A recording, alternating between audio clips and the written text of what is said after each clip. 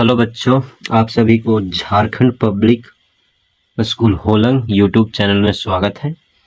तो हमारे पास आज क्वेश्चन है क्लास 10 का।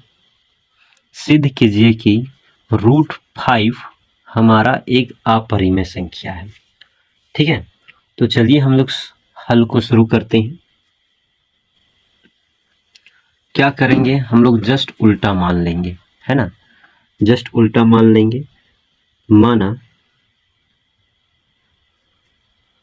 √5 एक परिमेय संख्या है। ठीक है, परिमेय मान लेंगे।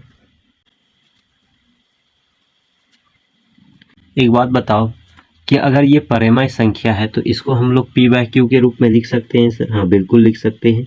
तो हमारा √5 जो होगा वो हमारा p/q के फॉर्म में होगा। हमारे पास जो p/q है वो हमारा एक सहाभाज्य संख्या है। ठीक है, और जहां pq सहाभाज्य संख्या है। अब ये सहाभाज्य संख्या क्या होता है? ठीक है, इसको इंग्लिश में बोलेंगे हम लोग कोप्राइम। ठीक है, सहाभाज्य संख्या है। अब इसका मतलब समझते हैं सर कि मान लीजिए कि आपको कोई फ्रैक्शन दिया हुआ, भिन्न दिया हुआ है। मान लो कि 25/20 दिया हुआ है। ठीक है, तो अगर इसको काटोगे तो ये 5 से 5 बार में, ये 4 बार में। अब ये इन दोनों को अगर हम लोग अभाज्य गुणनखंड करेंगे तो 5 को हम लोग क्या लिख सकते हैं? 5 × 1 लिखेंगे, और 4 को क्या लिखेंगे? 2 × 2 × 1 लिखेंगे। अब ये दोनों के बीच में देखो क्या है? कॉमन गुणनखंड, उभयनिष्ठ गुणनखंड हमारे पास क्या 1 आ रहा है। तो वही संख्या होता है हमारा कि ऐसा संख्याओं का युग्म जिसका कॉमन या उभयनिष्ठ गुणनखंड 1 हो, 1, तो वो हमारा सहाभाज्य संख्या कहलाता है। तो हम लोग देखो तो p/q के फॉर्म में लिखें, और ये हमारा इसका जब तो स्टैंडर्ड फॉर्म में लाए छोटा रूप में, और इसको हम लोग किए तो इसमें 1 आया। तो उसी तरह ये हमारा सहाभाज्य संख्या है।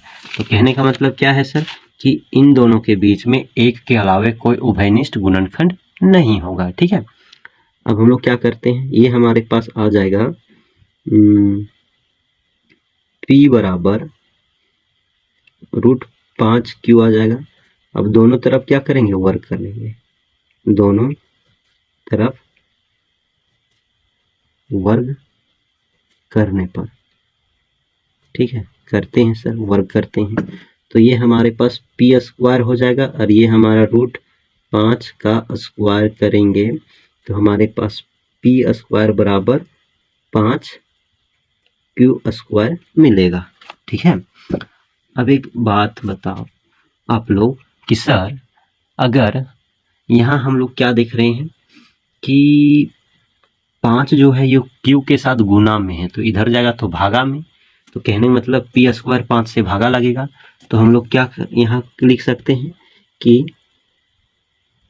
p² 5 से विभाजित होगा, विभाजित होगा, हाँ कि ना? विभाजित होगा। अगर p² विभाजित होगा तो p भी विभाजित होगा। p भी 5 से विभाजित होगा।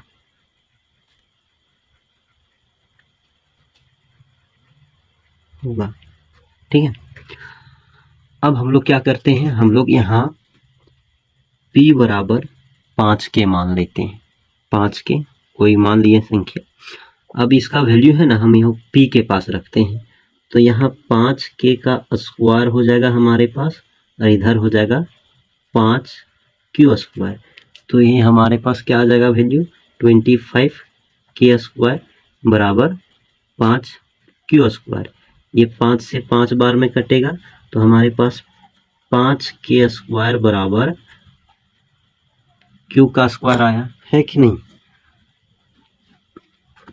अब यहाँ ध्यान से देखने वाली बात है, आप लोग यहाँ ध्यान से देखोगे कि जब ये 5 हमारा k के साथ गुना में है तो इधर जाएगा तो क्या होगा? भागा में। तो हमारे पास यहाँ q² 5 से विभाजित होगा,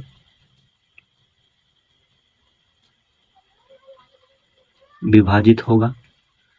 अगर क्यू स्क्वायर होगा तो क्यू भी होगा, क्यू भी 5 से विभाजित होगा।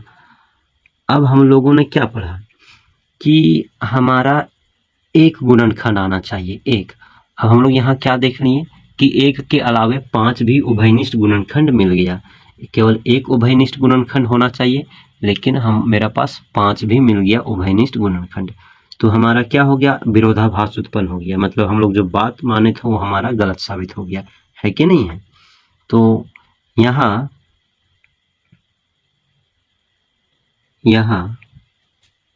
एक के अलावे 5 भी उभयनिष्ठ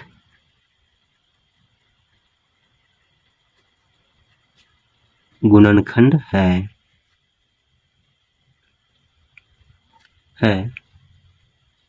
जो विरोधाभास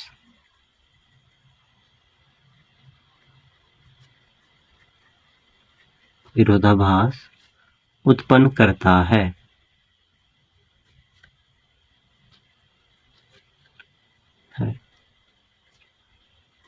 अतः √5 को P/Q के रूप में नहीं लिख सकते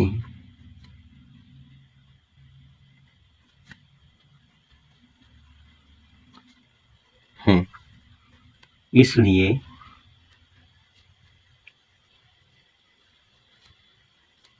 √5 एक अपरिमेय संख्या है।